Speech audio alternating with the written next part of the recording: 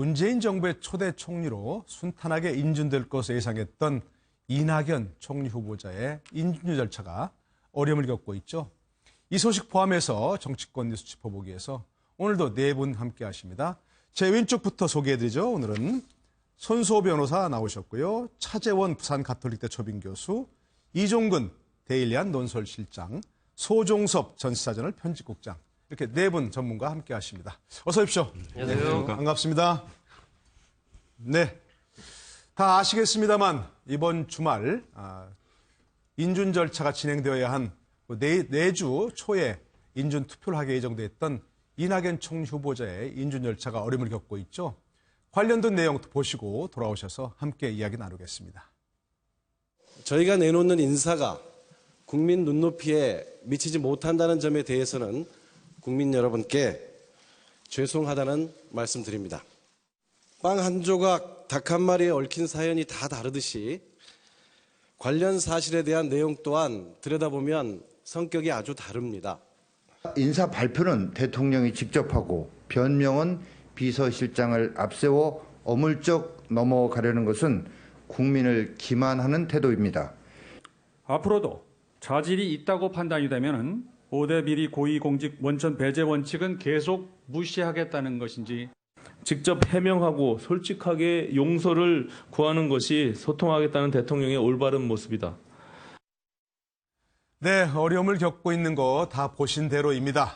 청문회를 거쳤고 이제 보고서를 채택하고 다음 주에 인준 투표를 하게 돼 있었는데 현재 어려움을 겪고 있긴 합니다만 뭐 무산된 거라고 볼 수는 없는 거죠. 그렇죠. 어떻게 보십니까? 예, 뭐 우리 차재원 교수부터. 뭐 역대 정권의 초창기의 모습을 또다시 지금 되풀이하고 있는 것이 아닌가 하는 생각이 듭니다. 예, 그럼에도 불구하고 국민들 지켜보는 국민들은 좀 실망이 조금 클 것 같습니다. 왜냐하면 문재인 전 대통령에 대한 기대가 워낙 컸기 때문에 그렇죠.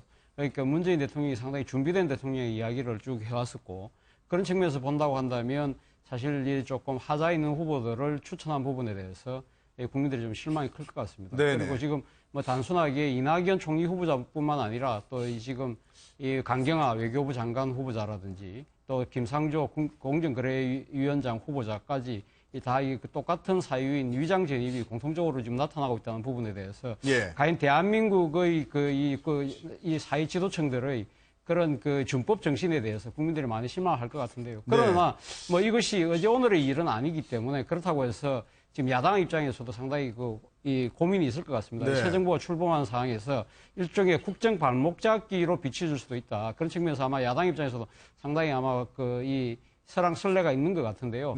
뭐 저는 이낙연 총리 후보자에 대한 이 인준 자체가 지금 뭐 총리 같은 경우는 국회에서 과반수 동의를 받아야 되기 때문에 그런 측면에서 본다고 한다면 여당 입장에서도 지금 국회의장을 통해서 직권 상정을 통해서 본회의에다가 인준안을 지금 바로 올릴 수도 없는 상황인 거죠. 어렵죠. 왜냐하면 여소야대 국민이기 때문에 이 지금 지금 여당 입장에서는 어떤 식으로든 야당의 이 지금 동의를 구해내야 되는 상황인데 어제 임종석 비서실장이 나와서 대국민 사과의 입장을 밝혔습니다만 야당 입장에서는 지금 대통령이 지금 입장을 표명하라는 거 아닙니까? 일종의 기싸움처럼 보이긴 합니다만 저는 그런 생각을 해봅니다. 그 문재인 대통령이 지금 이제 이 문제를 둘러싸고 기싸움의 차원을 넘어서서 본인이 지금 여소야대 국민에서 5년간 국정을 끌어가려고 한다고 한다면 야당과의 협치라는 이 척도를 어떻게 놓느냐의 부분을 차원에서 저는 문재인 대통령이 직접 나설 필요도 있지 않나 하는 생각이 듭니다. 그것이 뭐 사과의 형태가 됐든 아니면 이 야당의 원내대표들과의 전화를 통하든지 아니면 회동을 통하든지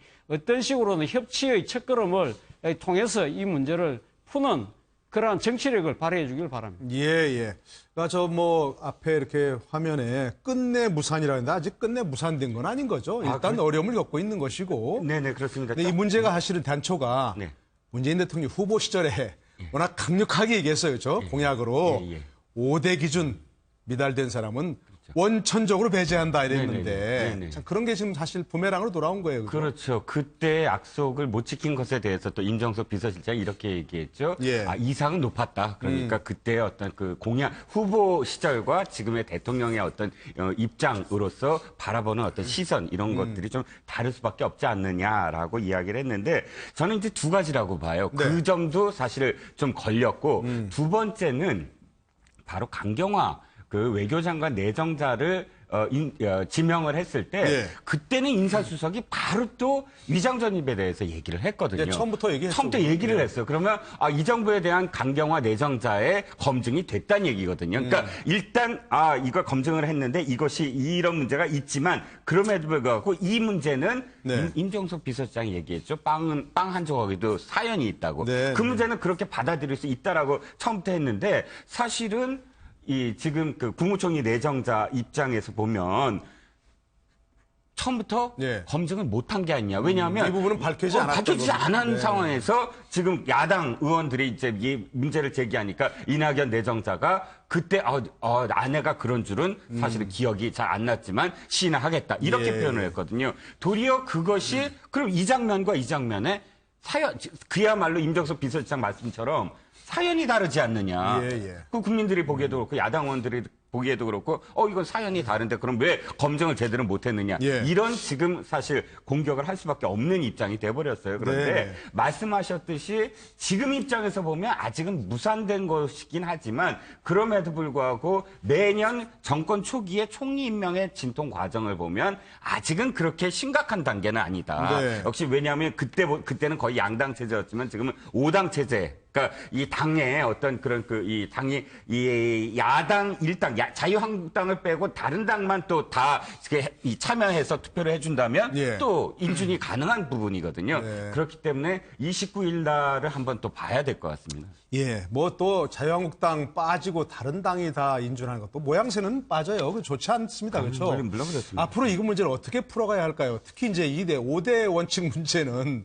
계속해서 문제가 될 텐데 이런 문제를 또 현실적 제약이 있고 어떻게 좀 풀어가야 할까 이런 문제들을. 이 문제를 이낙연 총리 문제를 포함해서 후보 문제에 대해서는 문재인 대통령이 저는 예. 푸는 게 빠른 시일 내에 푸는 게 좋겠다 하는 생각이 대통령께 듭니다. 직접. 예, 왜 그러냐면은 이 문제 자체를 이게 단순히 그냥 수백 개의 공약 중에 하나를 이야기하는 것이 아니고 그 이른바 5대 인사 원칙 있지 않습니까? 네. 병역 기피라든지 부동산 투기, 예. 논문 표절, 세금 탈루, 위장 전입 위장전입까지 이 포함해서요. 5부분에 대해서는 이 공약집 굉장히 앞부분에 그러니까 네. 주요 공약 10개 중에 핵심적인 부분으로 이게 들어가 그렇다 있거든요. 그러죠. 예. 그러니까 수많은 공약 중에 하나가 아니고 굉장히 비중을 둬서 사실 문재인 그 후보가 제시한 공약 중에 이게 들어가 있는 내용이기 때문에 또 강조해서 이렇게 얘기해요. 그렇습니다. 굉장히 강조를 했고 그렇다 보니까 이제 야권에서도 아니 그렇게 강조할 때는 언제고 지금에 와서는 이러냐 얘기를 하고 있거든요. 저는 이런 부분이 하나의 이슈로서 만약에 문 대통령이 이번에 털고 가지 않으면 네.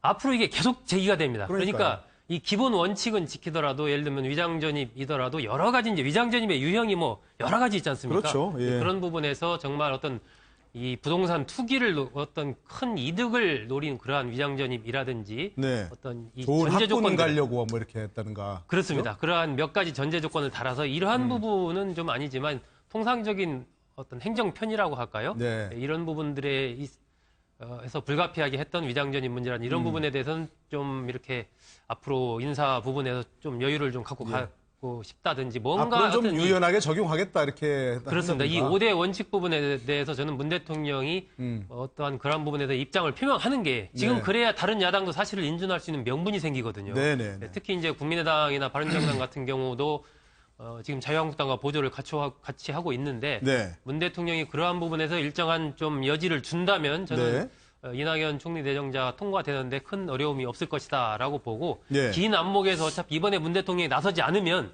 두고두고 이 문제도 그 지난번에 총선 그 전에 왜 호남에 지지 안 해주면 나중에 정계 은퇴하겠다 문 대통령이 얘기했잖아요. 그러니까요. 예. 그런 것처럼 이 문제도 계속해서 제기가 될 문제거든요. 예, 그러니까 예. 차라리 이번 기회에 어느 정도 저는 문 대통령 입장 표명을 통해서 털고 가는 것이 지금 시점에서 필요하다 이렇게 예. 생각합니다. 자, 손수호 변호사는 뭐 잘 관리하고 계시겠죠? 지금 여러 가지 5대 문제에 대해서. 아직까지는 뭐 큰 문제가 없는 것 같은데요. 네. 이게 그 야당들의 어떤 그 성명을 보면은요, 입장 네. 표명을 보면은 좀 상당히 흥미로운 게 있습니다. 어떤 그동안 점이 흥미로웠습니까? 이게 예를 들어 이낙연 국무총리 후보자가 부적격하다, 절대 동의할 수 없다, 물러나라, 새로운 인선을 해라라고 직접적으로 언급하지는 않은 것 같아요. 그러면서 대통령의 사과를 요구하고 있습니다. 그렇죠. 네. 이런 게 아무래도 현재 그 여론의 흐름에 동떨어진 그런 그 반대를 했을 경우에 닥칠 후폭풍, 역풍을 예. 좀 우려하는 것 같은데요. 네네. 그렇기 때문에 절차적인 그런 그 마쿠에서의 또 여러 정치적인 그런 그 시도가 있지 않겠습니까? 네네. 또 그게 정당, 정치인들이 그런 일을 하는 것이기 때문에 네. 원만하게 교섭이 되고 원만하게 봉합이 돼서 인준 절차가 진행될 가능성이 현재로서는 높아 보이고요.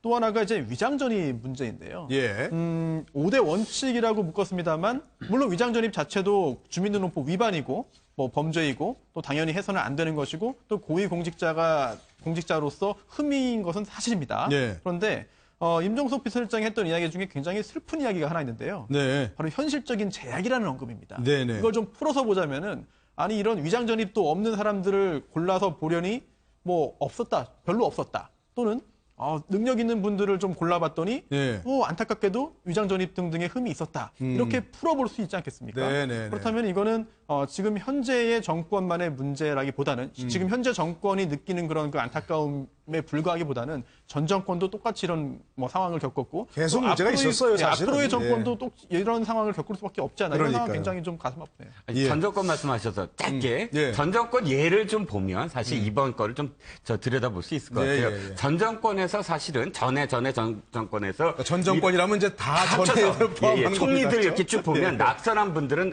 그러니까 위장전입으로 똑같이 위장전입이라도 낙마한 분들은 제 기억에 김용준 인수위원장 옛날에 그래서 예, 첫 예. 번째로 왜 그 총리 후보로 예, 이제 예. 낙점이 됐을 때 그러니까 이 부동산 투기를 위장전입이었지만 투기 목적이었다. 그렇죠. 예. 그것 때문에 사실 낙마를 했고 또 장상 총리 내정자 예. 기억하시죠? 이대 총장. 그분도 강남하고 목동 쪽으로 위장전문을 하셨는데 네. 그것도 투기용이다라고 네, 네. 사실은 돼서 낙마를 하셨고 자 똑같은 위장전밀에도 총리 하신 분들이 있어요 보면 네. 저 정홍원 총리 네. 또 정운찬 총리 이 두 분은 교육용이었다. 뭐 이렇게 해서 또 네. 그냥 또 면책이 되는 투기용, 교육용. 그래서 네. 지금까지는 투기용과 교육용으로 위장전입이 좀 갈리지 않았나. 또 네. 위장전입 플러스 알파가 있으면 무조건 또 낙마 쪽으로 갔고. 네. 그러니까 이 지금의 어떤 상황에서 사실 지금 야당들이 사퇴하라라는 목소리가 안 나오는 게 바로 이런 전례들 때문이 아닌가 싶습니다. 예, 조금 이제 뭐 그야말로 이제 악성 위장 전입과 조금 그렇지 않은 위장 전입이 있나 본데 바로 그런 게 이제 그 강경화 외교부 장관 후보자하고 김상조 공정위원장 후보자가 같은 위장 전입이라고 말하긴 하는데 네. 조금 이제 그야말로 이건 뭐 빵 한 조각이냐 다간발이냐는 네. 조금 다른 것 같은 성격은 그죠 얘기들이. 그렇죠. 위장 전입의 의도를 둘러싸고 예. 여러 가지 또 이제 논란이 있을 수 있죠. 사실 뭐 강경화 이 외교장관 후보자 같은 경우 딸이 미국에서 공부를 하다가 한국으로 들어오면서 이 엄마가 다녔던 학교의 모교로 네. 아마 그 전학을 하기 위해서 네. 그래서 갔다는 거 아닙니까? 그 근처에 사는 친척 집에 이제 이제 주소를 왔다는 주소를 옮겼다고 그러는데 아마 엄마 입장에서 외국에서 오랫동안 공부를 했기 때문에 아무래도 한국에 들어와서 적응하는 문제에 있어서 예. 아마 자신의 모교가 여러 가지 뭐 좀 적합하다 판단을 했던 모양입니다. 네. 그런 측면이 있는 거고 김상조 공정거래위원장 후보자 같은 경우는 이 본인이 그 이제 중학교 교사였는데 네. 이 이제 지방 발령을 받으니까 그래서 어린 아들이 있어서 초등학교 들어가는 아들을 친척집에 맡겨서 네. 하려고 하다가 그 위장 진입을 했는데 17일 만에 그냥 네. 학 교사직을 포기하고 아이고, 예. 다시 돌아왔다는 거 아닙니까? 네, 그리고 네, 또 한 번의 위장 진입은 본인이 미국으로 연수를 가면서 당시 이 자신의 그 지금 아파트를 비워두고 가면서 이 그 우편물을 받기 위해서 네. 그래서 잠시 또 이렇게 한 6개월 동안 이 다른 데다가 지금 이 주소를 옮겨놨다. 예, 이 소명이 맞다고 한다면은 막 어느 정도는 막 국민들이 어느 정도는 좀 이 받아들일 측면은 분명히 이해할 있을 수 겁니다만은 있는. 네네. 그럼에도 불구하고 앞서도 뭐 여러분들이 말씀하셨지만 문재인 대통령께서 이 위장 전입을 비롯한 5대 비리에 대해서는 분명한 선을 그었기 때문에 예, 예. 그 선에 대해서 그러면 이 물러서는 데 대한 나름대로의 해명이 있어야 된다는 거죠. 예, 예, 그런 예. 부분들이 없이 그냥 얼렁뚱땅 넘어갈 수는 없다는 것이 아마 대다수의 생각인 것 같고요. 그리고 또 특히 김상조 공정거래위원장 후보자 같은 경우는 본인이 한국 사회, 특히 한국 자본주의 반칙과 특권에 대해서 네. 강한 비판의 목소리를 해왔던 분 아닙니까? 네, 어떤 네. 뭐 이 이유에서든 간에 이러한 분이 상당히 개혁적인 마인드를 갖고 계신 분이 일단 법을 어겼다는 부분에 대해서 네. 이것이 그냥 아무런 이런 사정 때문에 그렇다고 한번 봐달라 이러한 부분들에 대해서도 아마 국민들이 좀 실망이 큰 것 같습니다. 그렇기 예, 때문에 이 부분에 대해서는 인사권자인 대통령이 어떤 식으로든 이 자신이 내놓았던 기준의 어느 정도는 좀 낮추는 부분에 대해서 네. 아마 본인의 그 입으로 이야기하실 필요도 있지 않을까. 그것이 바로 이 그 야당과의 협치를 해나가는 하나의 이 단초를 만드는 정치력이라고 저는 그렇게 생각합니다. 그러니까 이런 예. 부분을 너무 네네. 어떤 그 기싸움이 있지 않습니까? 일단 정치적 기싸움이라고 봐야겠죠. 예, 현재로서는. 그러니까 이 문 대통령 입장에서 만약에 사과를 하는 것은 야권의 어떤 주장에 굴복하는 것이다. 이런 생각을 저는 할 필요가 없다는 얘기죠. 예. 지금 현실적으로 봤을 때 이 대선이 급박하게 치러졌고 그 속에서 지금 빨리 내각의 진영을 꾸려서 뭔가 일을 해야 되는 상황이거든요. 성과를 내야 되는 이 부분에서 우리가 어떻게 해야 되느냐. 그러한 쪽에 포인트를 둔다면 예. 그리고 향후의 긴 국정 운영을 염두에 둔다면 이 5가지 문 대통령이 강조한 이 부분에 대해서 이번에 그냥 넘어간다고 해도 네. 앞으로 저는 수많은 인사를 해야 될 텐데 그때 이 중에 또 문제가 되는 부분이 분명히 있다는 다른 얘기죠. 게 또 문제될 수 있겠죠. 그렇습니다. 예. 그럼 또 이제 계속 나오거든요. 그러니까 차라리 이번 기회에 문 대통령이 이 부분에 대해서 좀 정확하게 후보 시절 내가 이렇게 생각을 했는데 예. 좀 이런 뭐가 있다든지 이렇게 좀 얘기를 하면서 이 문제를 하나의 큰 이슈라는 측면에서 예. 좀 정리를 하고 넘어가는 것이 당장의 어떤 내각을 꾸리는 부분에서나 네. 야권과 협치 부분에서나 향후의 긴 안목에서의 국정 운영 등을 생각할 때는 네. 지금 그렇게 하는 것이 훨씬 더 예, 낫다는 얘기죠. 예, 청와대 반응이 어떨지 지켜봐야 될 것 같은데 손수호 변호사 보시기에 네. 자 같은 예를 들자면 이런 뭐 위장전입이라고 얘기를 하지만 다 뭔가 이렇게 정도 차이가 있고 어떤 건 다간말일 수 있고 어떤 건 뭐 빵한 조각일 수 있고 한 거 아니겠습니까? 이런 분들의 위장 전입 사유를 보면 어떻습니까? 이게 뭐 무슨 저 상당히 중한 범죄 처벌을 한다면서요. 그런데 이게 이런 경우 보면 어느 정도 이렇게 좀 뭐 법에서 처벌을 한다든가 어떤 대응을 할 것 같습니까? 이런 분들의 사유를 쭉 보면. 이게 위장 전입이라는 게 네. 주민등록법을 위반한 것인데요. 그렇죠. 이제 우리가 흔히 위장전입 네. 그러는데 그런 말은 네네. 없는 거고죠. 그렇습니다. 예. 법정형만 보면 이제 3년 이하의 징역 또는 1,000만 원 이하의 벌금이기 때문에 네네. 상당히 중하게 처벌 가능합니다.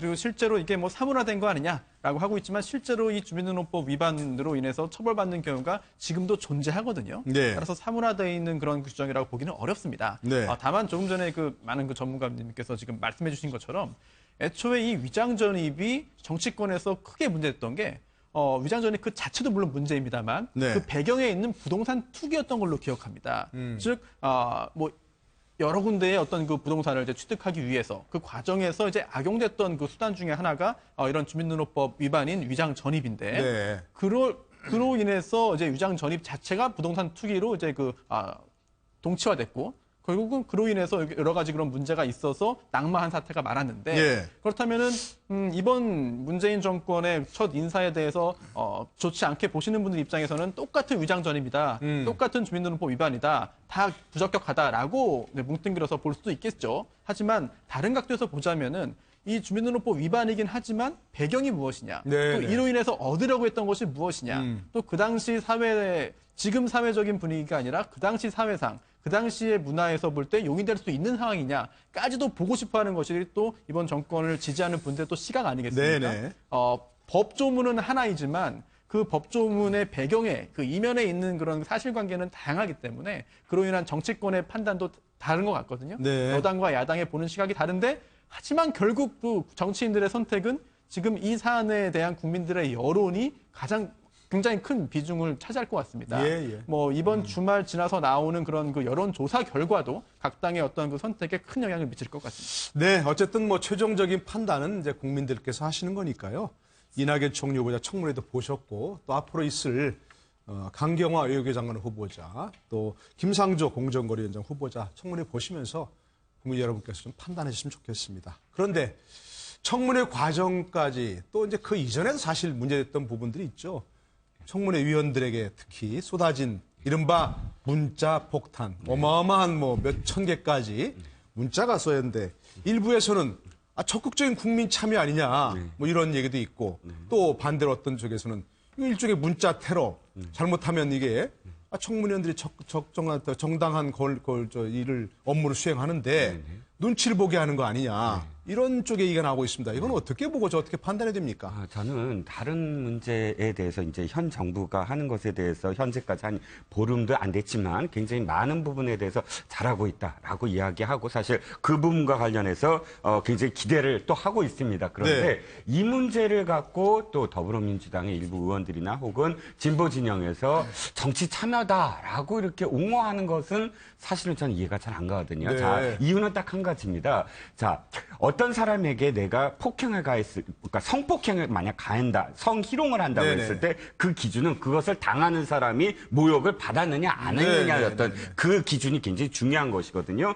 이게 정치 참여라면 그것을 받은 정치인이 고통을 느끼고 있다. 네. 그 밤잠을 못 자고 네. 또 업무를 못 하고 그럴 지경이라면 이것이 참여냐? 어떠한 정치 참여도 그것이 고통스러운 어떤 사람에게 또는 어떤 정치인에게 고통을 가해서는 안 되는 것이거든요. 네. 의견을 말하는 것.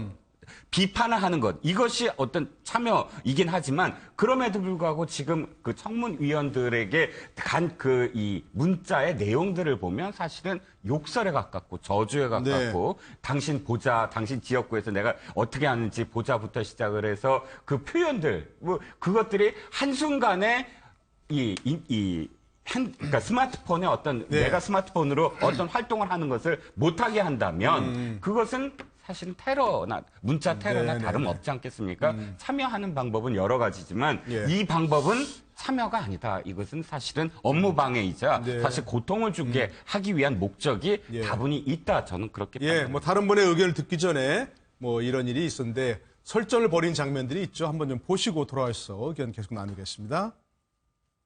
인증 안 되는 건 아니지. 부모님은 그것도 다안 받으셨어요. 저는 뭐 오늘은 또 몇 개 나오죠. 어떻게 태동하는지라고 딱 시간 맞춰서 문자 복사는 하는지 모르겠어요. 대표한테도 오고 나한테도 오고 그게 특정 세력이잖아요. 그런데 이제 민의가 심각하게 누락돼서 같이 잘못하면 이민독대 같은 그런 일이 벌어질 수도 있고. 이걸 어떻게 방법이겠어요? 누가 보는 걸 본인들이 스스로 자제하지 않는 이상 국민도 어떻게 보기가 어려운 내용들은 자제의 문제가 아니고 우리나라 이거 민주주의에 심각하게 보면 안 돼요. 이건 뭐냐고 그냥 생각을 해보자고. 이제 태도가 중요해요. 법적을 해석할 방법인데요. 해소하는 방법을 찾자고 하셔야 돼요. 그러면 일을 여러 가지 적고 여러 의견이 있더라고요. 문자 폭탄을 받는 때가 전성기인 줄 알아라. 정치인으로서. 그런 얘기도 있고. 이제 그런 말도 있잖아요. 왜 무풀보다 악플이 낫다는 얘기도 있고.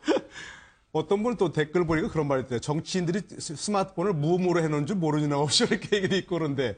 자, 어쨌든 뭐 그건 농담이고. 자, 저런 부분 어떻게 판단해야 됩니까? 적극적인 정치 참여입니까? 아니면 업무 방해입니까? 이건 정치적인 테러입니까? 저는 뭐 두 가지 다 측면이 있다고 봅니다. 그렇습니까? 그러니까 문제는 국회 청문위원들로 나서 있는 의원들이 과연 국민의 민심을 대변하고 있느냐는 측면에서 봤을 때 그렇지 못한다고 생각하는 사람들 입장에서는 아마 항의의 뜻으로 또 아니면 자신의 의견을 이제 그 의원들에게 전달하는 하나의 수단으로 삼아 문자를 보낼 수도 있다고 봅니다. 뭐 그것이 소위 말해서 지금 이제 대한민국의 의회민주주의가 대의민주주의 아닙니까? 국민의 뜻을 대변한다고 한다면 그 국민의 뜻이 대변되지 못하다고 생각했을 때 국민들이 의원들의 이 개인적인 번호를 알아서 자신의 의견을 이렇다 보낼 수는 있겠죠. 그러나 앞서 말씀하신 것처럼 그 내용 자체가 이 의원의 그 인격을 심하게 훼손한다든지 상당히 그로 인해서 업무를 방해할 정도의 그런 정도가 심하게 된다고 한다면 그건 상당히 문제가 있는 거죠. 그 문제는 과연 어느 정도의 균형점을 잡을 수 있느냐의 문제인데 그 문제가 상당히 쉽지가 않다는 거죠. 그리고 지금 야당 의원들이 지금 느끼는 부분은 앞서 뭐 이현주 의원도 그 이야기를 했지만 특정 시간에 이렇게 특정한 세력으로부터 오는 것 같다. 그것이 일종의 정치적인 이 생각이 다른 집단으로부터의 정치적 폭력이 아니냐. 그러한 이 주장이 있습니다만 이런 부분들은 저는 뭐 자제돼야 된다고 봅니다. 자제돼야 되고 어떤 식으로든 이러한 부분들은 이 제도적으로 걸러낼 수 있는 방안이 만들어져야 되지만 그러나 기본적으로 지금은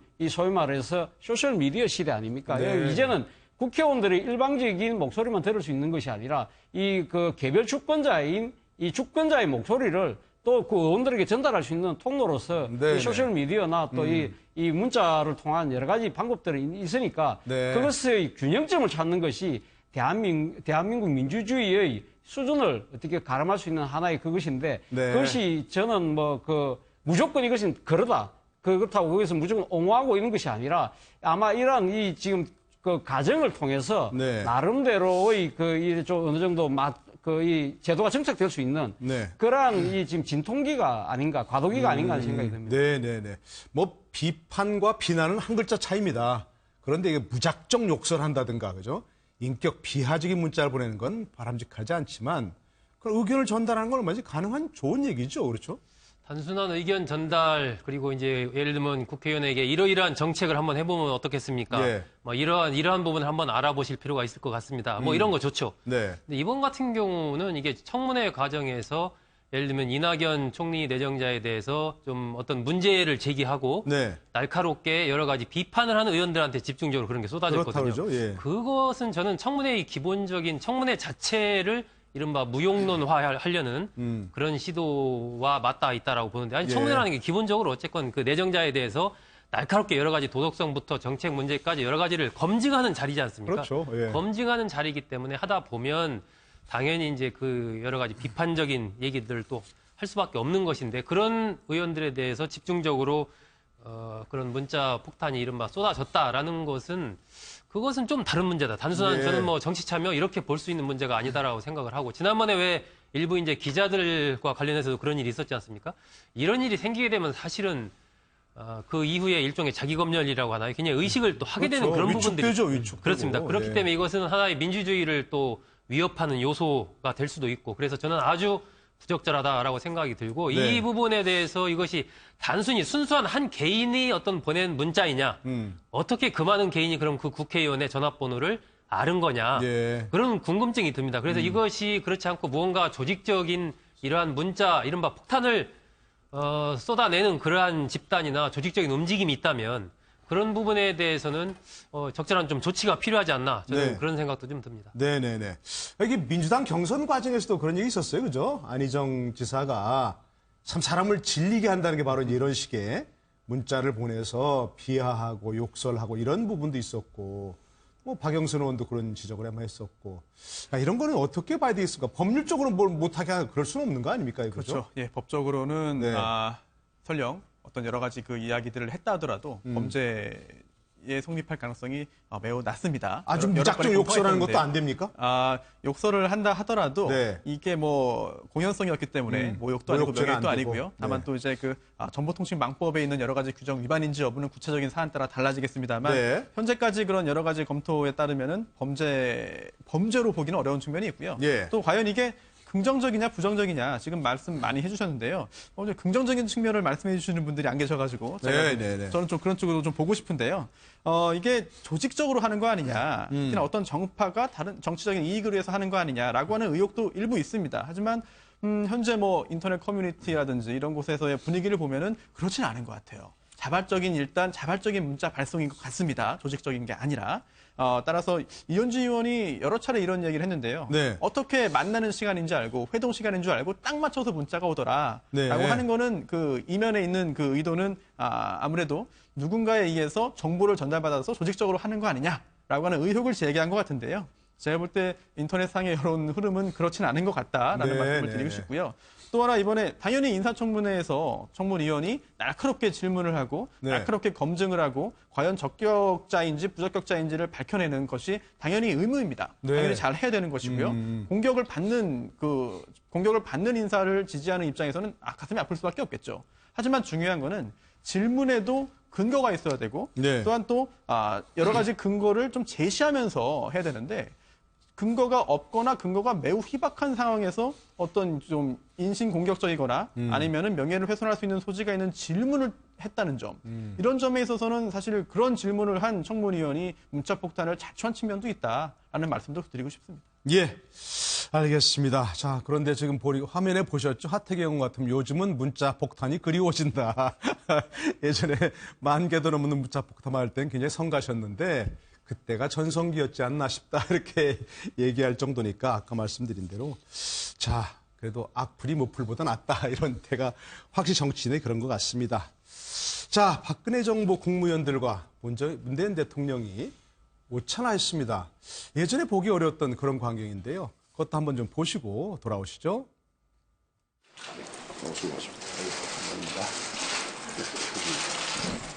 다들 바쁘실 텐데 이렇게 뭐 함께 또 해주셔서 감사드립니다.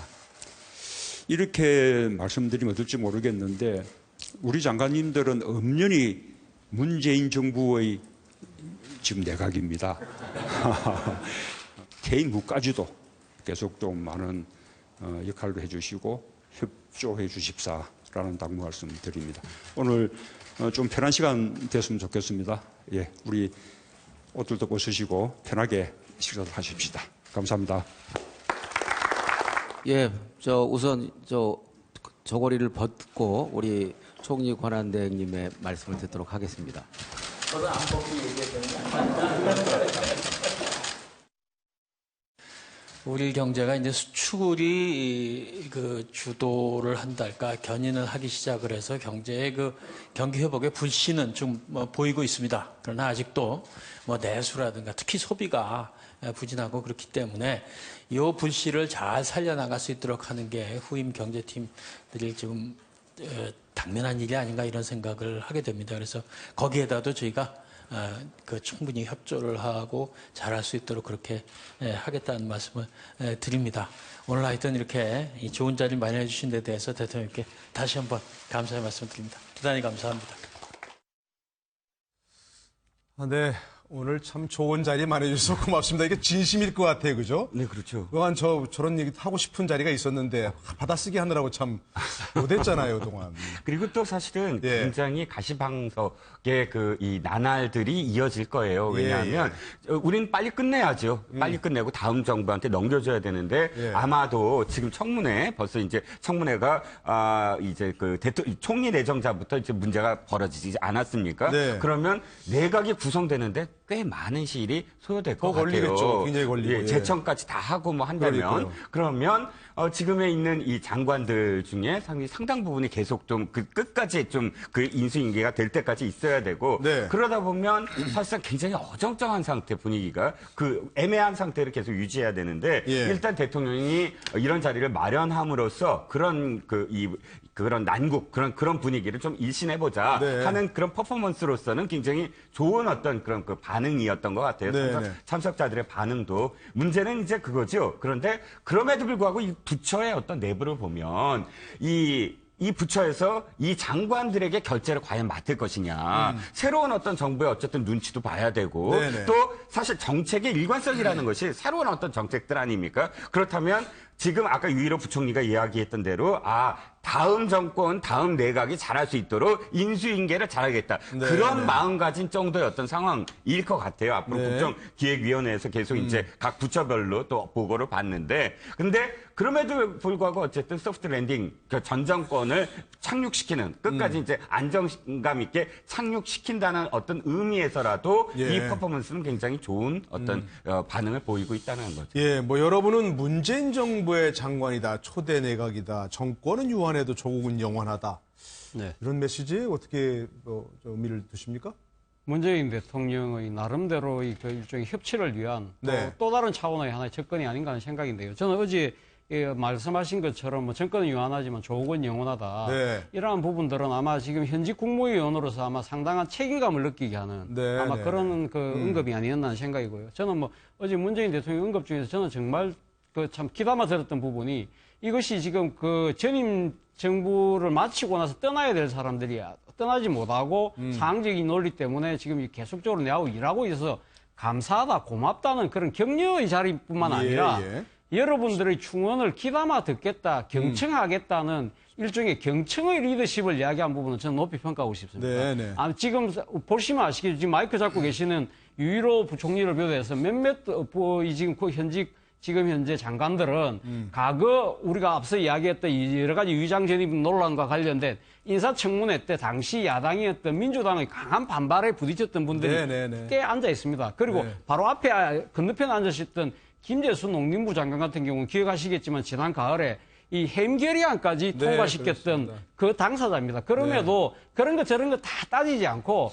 지금 당장은 현직 국무위원으로서 그러니까 정파적 입장을 다 떠나서 대한민국이라는 이 나라의 전체 이익을 위해서 같이 함께하자 그렇게 손을 모으자는 그런 리더십 자체는 저는 국민들이 상당히 이런 것이 문재인 대통령이 바랬던 네, 그러한 네. 하나의 리더십이 아닌가 하는 측면에서는 어제 아마 많은 박수를 보냈지 않나 하는 생각이 듭니다. 예. 군대 갔을 때 제대 말년 어떻게 보내셨어요? 장관들은 지금 생각이 제대 말년일 텐데 그러죠? 근데 그러나 지금 국정이란 것은 한순간도 어영부영할 수 있는 게 아니지 않습니까? 저런 건 반드시 필요하지 않습니까? 그렇습니다. 예. 저는 어제 문 대통령의 이야기, 정권은 유한하지만 조국은 영원하다. 네. 그게 굉장히 가슴에 와 닿았고요. 그리고 국민들도 지금은 우리가 이제 정권 교체를 몇 번 했지 않습니까? 네. 그렇기 때문에 정권이 5년마다 바뀔 때마다 완전히 전 정권에 있었던 것을 깡그리 무시하고 새로 시작하는 게 아니고 전 정권의 성과를 바탕으로 또 한 발짝 올라가고 또 한 발짝 올라가고 네. 이래서 결국은 대한민국이 점점점 발전하는 그러한 나라가 되기를 바라는 것이 이제 국민들의 마음이라고 저는 보는데 문 대통령도 지난번에 왜 역대 정부 20년의 공과를 성찰해서 문재인 정부는 성공한 정부가 되도록 노력하겠다 이런 얘기를 했지 않습니까? 네네. 마찬가지로 저는 저런 자리를 통해서 지금 이제 국무위원들이 각 분야에서 장관을 맡으면서 여러 가지 또 느꼈던 바가 있으니까 그런 부분들을 한번 쭉 경청하는 예. 그 자체도 향후에 이제 문 대통령이 정책을 피워가 나가는 부분에 있어서 나름대로 중요한 좀 참고사항이 될 수 있다라고 보고 예. 저러한 모습 자체가 국민들한테 주는 굉장히 어떤 감동 같은 것들이 있을 것이다라고 네. 보고 앞으로 이제 국회와의 협치 관계에서나 거기에서도 마찬가지로 저러한 모습들을 보여주면서 이 국가적인 과제에 대해서는 여야 또 정파를 떠나서 이렇게 같이 협력해가면서 한 발 한 발 좀 이 대한민국이 발전해가는 네, 그런 네. 나라로 여야 정치인들이 모두 좀 힘을 모았으면 좋겠다는 바람을 많은 국민들이 하지 않을까 싶습니다. 예. 하여간 이게 정말 앞으로 국정을 이제 새로 담당할 사람들이 오기 전까지 저분들이 최종 책임을 지고 있는 그런 분들이니까 릴레이 아니겠습니까? 그죠? 잘 바톤을 넘겨줘야 되는데 그동안은 저기 화면에 나왔습니다만 칼처럼 단절했다는 거 아닙니까? 네. 그건 바람직한 거 아니죠, 그죠? 그렇죠. 예, 지금 5년마다 이제 헌법에 따라 5년마다 원칙적으로 대통령을 선출하게 되는데 네. 그렇다고 해가지고 국민들이 달라지는 게 아니거든요. 국가가 달라지는 게 아니고 그렇죠. 문재인 대통령의 국민, 박근혜 전 대통령의 국민, 이제 이명박 전 대통령의 국민이 아닙니다. 대한민국의 국민이거든요. 네. 그렇다면은 5년 동안 이제 위임받아서 국민들의 주권을 위임받아서 국정을 이제 책임지는 자리가 대통령이기 때문에 또 대통령이 임명한 그 아래에 있는 여러 가지 공자들이 있습니다. 네. 국민을 위한 정치를 해야지 어떤 정권을 위한 정치를 하면 안 될 것 같고요. 또한 그런 차원에서 어제 문재인 대통령이 국정 안정이라는 굉장히 중요한 과제를 현재 안고 있는데 그러한 측면에서 어제 그 자리를 마련한 것 같고 어제 어떤 국정이 하루속히 안정이 되어야 한다. 그리고 네. 또 국정 안정이라는 게 여러 가지 의미가 있습니다만 새로운 그런 인선이 마무리되기 전까지는 전 정권에서 임명된 그런 공직자라 하더라도 당연히 국가를 위해서 최선을 다해 일을 해야 된다라는 네. 점에 대해서 공감대를 다시 한번 확인해주는 그런 의미 있는 자리가 아니었나 생각이 듭니다. 예, 전 정권 간의 업무 인수인계가 자연스럽게 이어져서 국정의 연속성이 좀 이었으면 좋겠다 하는 생각이 들고요. 자, 그런데 뭔가 확실히 달라지는 게 있을 것 같긴 합니다. 이른바 특수활동비 얘기인데요. 우리나라 사람들은 특별 이런 거 참 좋아합니다. 그렇죠? 그렇죠. 특수활동비 청와대에서 많이 쓰던 걸 좀 남겼고 그런데 남은데 보니까 이전에 박 전 대통령 때는 직무정지 상태에서도 상당히 많이 썼다 이렇게 얘기가 나왔고 그런데 좀 문재인 대통령은 그런 거 안 쓰겠다는 얘기고 대통령 밥값 얘기도 나왔어요. 그동안은 이제 다 개인적인 밥값도 다 청와대에서 공금으로 했는 모양인데. 그렇죠. 자, 그런 어떻게 보시나요? 자, 국민들은 굉장히 놀랐을 거예요. 많은 부분에서 놀랐는데 뭘 놀랐냐면 아니 대통령이 칫솔과 치약을 자기의 돈으로 쓰지 않는다. 약 한 연봉이 2억 정도였죠. 2억 1천만 원 정도 2억 좀 넘습니다. 근데 2억의 연봉을 받는데 사실은 어떤 사람도 사실 연봉을 받으면 왜 돈을 받냐면 그걸 갖고 자신이 생활하기 위해서 그렇죠. 생활비를 써야 되지 않습니까? 일단 그런데 생활비 써야죠. 보니까 지금 문재인 대통령이 밝힌 건 그 생활비를 자기 돈으로 쓰겠다. 그러니까 월급에 공제를 하겠다라는 건데 그게 너무 당연한 건데 국민들이 그럼 지금 역대 대통령은 도대체 뭘 생활비로 쓴 거냐? 생활비 안 썼다는 거죠. 거의 모든 거를 다 이 특수활동비에서 다 썼다라는 거를 이제 깨닫게 되는 거거든요. 그래서 봤더니 미국도 역시 백악관에서 대통령이 자신의 어떤 사생활에 드는 돈들은 모두 다 월급에서 공제를 하더라. 그래서 너무 당연한 것인데 문제는 문재인 대통령이 밝힌 그 126억 중에 53억 원을 이제 그 이 일자리라든지 절감했다는 얘기죠. 절감을 하겠다. 그러니까 그쪽으로 쓰겠다. 그리고 우리는 73억인가 70억 정도를 남겨서 특수활동비를 쓰겠다라고 이야기했을 때 뭐가 밝혀졌냐 하면 왜 126억인가?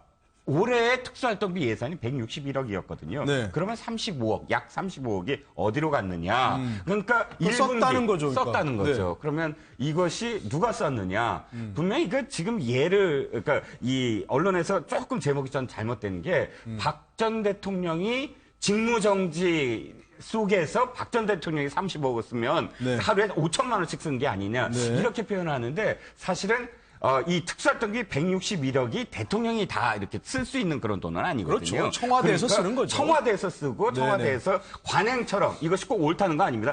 관행처럼 국실별로 지정된 어떤 금액들을 자신들이 사실은 뭐 기밀 유지다 이런 어떤 이유로 이 영수증 처리를 안 한 돈을 통틀어서 161억이라고 하는 것이거든요. 그렇기 때문에 물론 저는 대통령이 직무정지된 그 3개월 동안에 35억에 대해서도 사실은 나중에 좀 감사를 해야 된다고 생각을 합니다. 그러니까 그 부분과 관련해서는 사실 하루에 5천만 원씩 어디에 썼느냐 이 표현은 조금 잘못된 표현이 아니냐. 개인적으로 쓰신 건 아니다 그런 말씀인 거죠. 박 전 대통령한테 그러니까 박 전 대통령 개인적으로 한 돈은 아니라는 거죠. 그렇죠. 자, 손수 변호사께 좀 여쭤봐야 되겠는데 특수활동비 이게 좀 정의가 뭐고 어디에 써야 되고 그런데 사실 그동안 이게 잘못 쓰여왔다 이런 얘기도 많이 있었잖아요. 네. 예전에 이게 판공비로 묶여 있었는데요. 이제 94년으로 기억하는데 그때 나뉩니다. 특수활동비가 있고 또 업무추진비로 나뉩니다. 그래서 지금 이른바 이제 판공비라고 하는 건 업무 추진비 얘기하는 거죠? 네, 그렇습니다. 이제 특수활동비가 이제 따로 이제 있는데 이 특수활동비가 뭐 마음대로 쓰는 건 아니고요. 애초에 그 예산 안에 편성이 되었고 국회의 그 심의를 거쳐가지고 통과되면은 그 다음에 이제 활동할 수 있는 것인데요.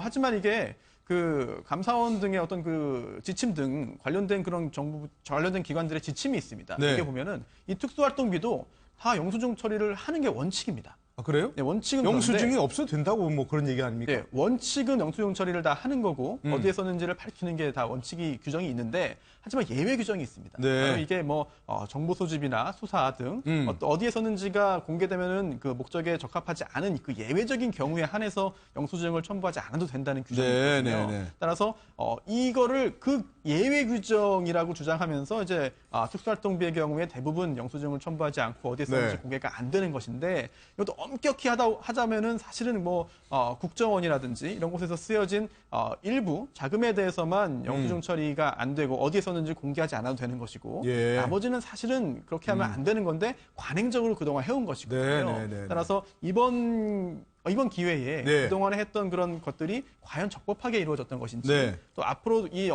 앞으로 업무 추진비가 아닌 이런 그 특수활동비를 어떻게 할 것인지에 대해서 좀 논의가 이제 일어날 수 있는 그런 좋은 기회가 된 것 같습니다. 그러니까 뭐 정보 수집이나 수사 활동 하다 보면 영수증 처리할 수 없는 돈이 있긴 있겠죠, 당연히. 그렇죠. 그런데 그걸 지난번 뭐 검찰 관계자들 식사할 때 봤지만 그거 가지고서 돈 봉투 만들어 자기들끼리 나눠 갖고 이거는 특수활동이 아니잖아요.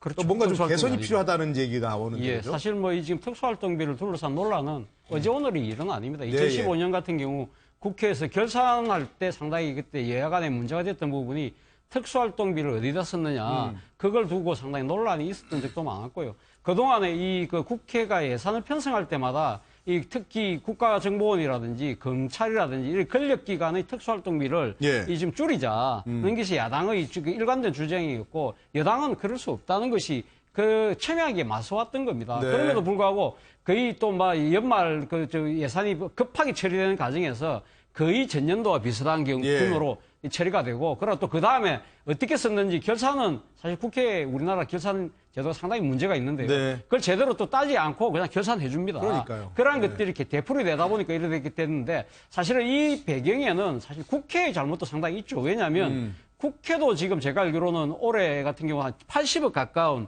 특수활동비를 갖고 있습니다. 이번에 이 과거 홍준표 전 경남지사의 재판 과정에서 나온 이야기입니다만 본인이 1억 받은 부분에 대해서 그 1억 그 성한종 씨로부터 받은 돈을 이 자신이 전당대회 그 비용으로 낸 거 아니냐 그랬을 때 그때 당시 뭐라고 이야기했습니까? 자신이 그 특수활동비 아낀 거 집에 갖다 주고 네. 그 집에 갖다 준 돈을 부인이 모아놨다가 그 비자금 가지고 네, 돈을 네. 했다는 거 아닙니까? 네. 이런 식으로 특수활동비를 국회에서도 상당히 오용하고 있는 측면이 분명히 네, 있었거든요. 그럼에도 불구하고 국회도 자신들의 그런 기득권을 깎기 싫어서 그냥 넘어간 측면이 있는 거죠. 그렇기 네. 때문에 이번에 저는 문재인 대통령이 이 지금 뭐 좋은 이 시작을 했습니다만은 결국은 국회에서 예산을 다루는 이 지금 그 부처이기 때문에 국회에서 저는 이 특수활동비에 대해서 좀 규모도 줄이고 네. 용처도 나름대로는 상당히 밝힐 필요가 있다고 손소호 변호사 이야기했지만 예외적인 규정이 원칙을 지금 앞서는 그러니까요. 그런 본말이 전도된 부분에 대해서는 네. 아마 국회에서도 결산 부분에서는 좀 꼼꼼히 따지는 그런 제도적 보완이 필요하지 않을까 싶습니다. 예. 말씀하신 대로 지금 여러 차례 얘기가 됐던 것 같아요. 그죠? 근데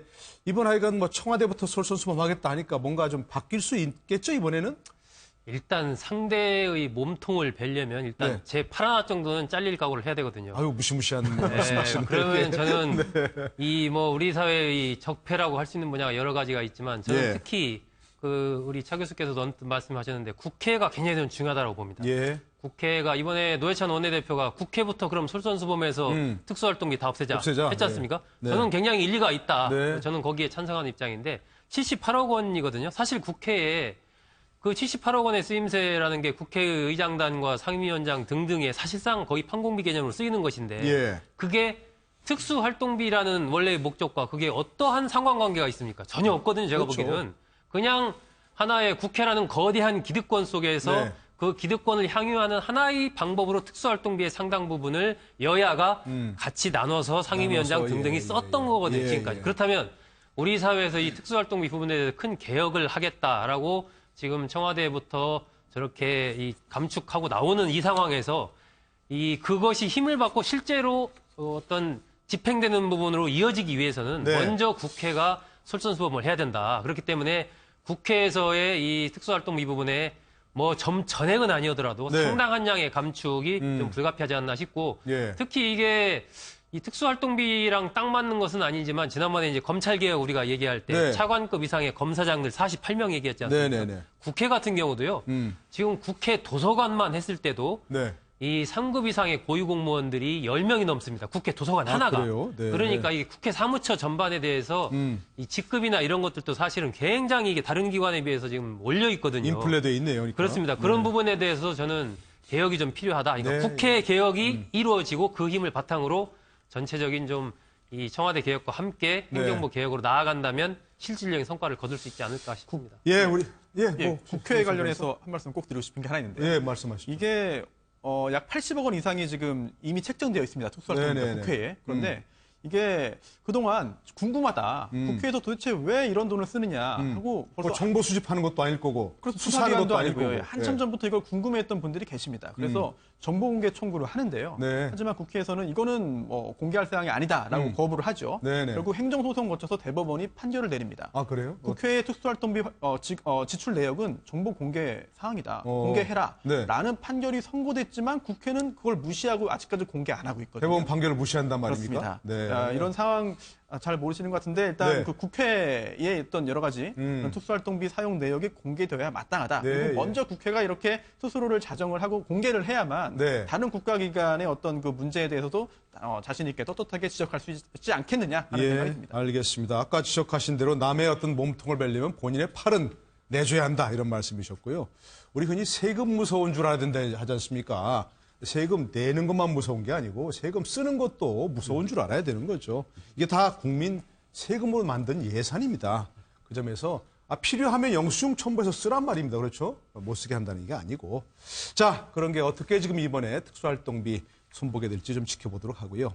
자, 그런저런 걸 포함해서 오늘부터 무슨 국민들의 그 의사를 집약하는 의견을 받는 네. 국민 마이크라는 게 시작된다는 거죠? 예, 국민 먼저 좀 마이크. 설명해 주시죠. 국민 시작이 마이크가. 어떻게 됐냐면 네. 이제 국정기획자문위원회 그러니까 전임 정권에서는 인수위원회라고 표현되어 예, 있는데 인수위에 비슷한. 인수위가 없으니까 이제 국정기획자문위원회가 활동은 이겁니다. 이제 기존의 어떤 그런 그 정부 부처에서 인수인계를 받으면서 새로운 어떤 안들 정책들을 다 모아놓고 또 그간에 공약했던 것들을 다 이 정리를 하면서 국가의 아젠다 5년 동안 이 정부가 해야 될 아젠다를 만드는 작업. 작업을 좀 하고 있는데 네네. 그것들 중에 국민들한테도 제안을 받아서 네. 이 아젠다를 만들겠다라는 의지입니다. 그래서 국민 마이크제가 뭐냐면 네. 온 오프제를 그러니까 온라인 오프라인 둘 다 하는데 오프라인은 광화문에 예. 하나의 어떤 그런 그 이 부스를 만들어 놓고 네. 직접 가서 마이크를 들고 제안을 하게 국민들이 네, 직접 저기 가서 보시면 있는 것처럼 광화문에 보면 저런 지금 그렇습니다. 장소가 만들어졌다는 예, 거죠. 컨테이너처럼 만들어놨는데 네네. 오늘부터 이제 시작이 됩니다. 그래서 오늘은 촛불 집회를 했던 그런 시민 단체가 주관이 돼서 네네. 이제 그런 어떤 국민들의 소통 또는 제안과 관련된 네. 그런 이 제안을 이제 내고 또 온라인에서도 계속합니다. 앞으로 50일 동안 이제 온라인에서도 계속 접수를 받아서 네. 50일 동안 받은 것들을 통해서 국정기획자문위원회가 다 모아놓고 나중에 이제 그 대통령이 직접 국민들이 제안한 것들에 대한 결론, 이런 것들이 이제 들어왔고, 그리고 현 정부에서는 이것들 중에 이러이러한 것들을 하겠습니다라는 보고를 하는 그런 네네. 어떤 형식으로 네. 국민 마이크제를 오늘부터 시행하기로 했습니다. 네. 그러니까 매주 토요일 날 50일가니까 7월 12일까지 저녁 7시부터라는 얘기죠. 네, 거기서 정말 내가 이런 제안할 게 있다. 정책에 대해서 이런 것도 받고 새 정부에 바라는 점도 받고 이러신다는 얘기입니다. 혹시 패널분들께서 이거 꼭 반영했으면 하는 좋은 정책 없으신가요? 저는 뭐 정책이라기보다는요. 네. 저 지금 의견. 국민 마이크 지금 하고 있는 이 부분에서 예. 조금 좀 고언을 드린다고 한다면 네. 저는 지금 국민인수위가 국민 마이크를 아마 강화문에서 촛불이 타올랐기 때문에 아마 상징의 장소로 강화문을 아마 잡은 것 같습니다. 물론 온라인으로도 한다고 하지만 오프라인에서 하는 것은 지금 서울 광화문 한 곳밖에 없거든요. 네. 그런데 지금 이 촛불이 타오른 것이 단순하게 서울만 타오른 게 아니지 않습니까? 그렇다고 한다면 저는 이 국정기획자문위가 저는 광역 단위별로 한번 순회를 한다든지 그런 식으로 네네네네. 전국의 목소리를 그런 모으는 퍼포먼스라도 뭐 좀 벌일 필요가 있지 않는가. 광화문에서만 하지 말고. 그렇죠. 너무 이제 이 항상 모든 정책을 하는 걸 보면 항상 서울 중심적이에요. 네, 예, 그런 예. 측면에서 보면 지방에 있는 분들 입장에서는 또 다른 소외감을 느끼지 않을까 생각이 든다는 겁니다. 좋은 의견이십니다. 이런 겁니다. 그렇죠? 예. 이런 의견을 저희 가셔서, 오늘 저녁에 가셔서 좀 하시면 좋을 것 같은데. 오늘 방송 방송 가시면 되겠네요. 글쎄, 저를 뭐 보실지 모르겠는데, 오늘 저희 가셔서 꼭 좀, 지방에 가서, 그죠? 주요 예. 도시에 가서도 해야 예. 지방 사람들의 얘기를 보고, 물론 뭐 온라인에 참여할 수 있지만, 좋은 의견이신데, 혹시 소국장께서는 뭐 특별히 평소 생각하시던 그 정책에 이걸 반영해 줬으면 하는 얘기 없습니까? 저는 요즘에 이제 우리가 고령화 사회가 됐지 않습니까? 네. 저도 시골 출신이긴 하지만 시골 가보면 사실 빈집들 굉장히 많고 어르신들끼리 사는 독거노인 내지는 뭐 부부가 살아도 굉장히 어르신들끼리 사는 예. 가정이 뭐 거의 대부분이라고 봐도 많습니다. 굉장히 많습니다. 예. 그렇기 때문에 우리가 어떤 신고를 기다리는 거, 네. 어떤 문제가 생겼다 도와주십시오 이렇게 기다리는 것도 좋지만 일종의 암행어사 개념으로 해서 시골의 이런 그 고령화된 지역을 중심으로 이렇게 네. 순회하면서 네. 혹시 어떤 그 어르신들한테 무슨 일이 있지는 않은지 어려움이 없는지 이렇게 좀 이렇게 쭉 패트롤하는 그러한 정책 같은 거 있지 않습니까? 한 번씩. 네. 그런 뭐 팀을 만들어서 그렇습니다. 이렇게. 그게 예, 이제 예. 어차피 유유 인력들도 시골에 많이 있으니까 그런 분으로 이렇게 저렴한 사실 임금 많이 안 줘도 그런 인력은 모집할 수가 있거든요. 네, 그럼 네, 모집해서 뭐 일주일에 한 번씩 어느 지역을 쭉 이렇게 돌아다니면서 혹시 집집마다 네. 혹시 어르신 잘 계신지 살펴도 보고 불편한 점 있으면 좀 뭐 또 해결해 그렇습니다. 주기도 그걸 하고. 해서 현장에서 해가지고 어디다가 또 어떤 창고에다가 그걸 네, 넣으면 네, 그걸 네, 바탕으로 조치가 취해지고 네. 이러한 그렇게 된다면 일자리도 창출하고 실제적으로 고령화에서 어떤 고통받는 시골의 어르신들을 도울 수도 있지 않을까 하는 생각을 했습니다. 좋은 의견이시고요. 이제 끝나고 같이 가야겠는데. 손수호 변호사는 혹시 또. 저는 뭐 구체적인 정책이라기보다는. 예, 저런 또 의미도 좀 짚어주시고 저렇게. 네. 국민 마이크를 운영하는. 네. 굉장히 좋죠. 굉장히 좋습니다. 네. 일단 소통이라는 그런 표현에, 단어에 어울리는 그런 행위인 것 같고요. 네네. 그리고 또 최근에 이제 촛불 시위 전국을 거치면서 굉장히 적극적으로 본인의 의사를 표현하는 국민들이 더욱 더 늘어난 것 같습니다. 네네. 그리고 또 이제 책상에 앉아 있는 공무원들이 뭐 책상에 앉아 있지만 않겠습니다만 공무원들이 현장의 어떤 느낌이나 이런 것들을 100%다 알기는 어렵거든요. 네. 그리고 또 실제로 문제를 현재 느끼는 그리고 아쉬움이 있는 그런 국민들의 목소리가 직접적으로 전달될 수 있는 창구가 굉장히 필요합니다. 네. 그런데 이제 관공서에 가거나 직접 뭐 어떤 행정적인 절차를 거치기는 또 쉽지 않거든요. 네. 그런 차원에서 이제 나들이 가는 그 차원에서 나들이 가는 마음으로 나갔다가도 내가 지금 현재 느끼는 어려움이 무엇인지, 네. 안타까움 무엇인지 이런 방향으로 정책이 결정되었으면 좋겠다든지 네. 이런 거를 편하게 전달할 수 있다고 한다면 그게 실제로 정책으로 입안되어서 어떤 그 가시적으로 성과가 있으면 더욱 좋겠습니다만 예. 본인이 느끼는 그런 그 마음을 전달할 수 있다는 것만으로도 일단은 첫 번째 그런 그 목표는 달성할 수 있을 것 같거든요. 그렇다면은 이번 소통이라는 그런 그 이번 그 정권을 표현할 수 있는 여러 키워드 중에 하나가 소통이라고 한다면 예. 거기에 그 일맥상통하는 그런 하나의 그 일이 아닐까 그렇게 네. 생각합니다. 정말 평소에 하시고 싶은 말씀이 있었거나 아니면 좋은 생각이 있었으면 저런 데 가서 꼭 좀 하셨으면 좋겠고 아까 제안하신 대로 이 서울 광화문만이 아니고 다른 지역에도 꼭 좀 저런 창구를 마련했으면 좋겠다 이런 생각이 듭니다. 그런 게 바로 이제 국민 마이크를 만든 좀 취지가 아닐까 싶고요. 자, 조금 결이 다르긴 합니다만 정유라 이제 다음 주에 입국한다는 얘기죠? 네. 예, 관련해서 한번 좀 싱크 듣고 와서 그 얘기 나누겠습니다. 오늘 자퇴를 해달라고 말씀을 드렸는데 자퇴가 안 들어가요. 어머니한테 말씀. 엄마한테. 저는 아예 그땐 학교를 간 적이 없었고 담당 교수님이고 뭐 하나도 모르는 시절이에요.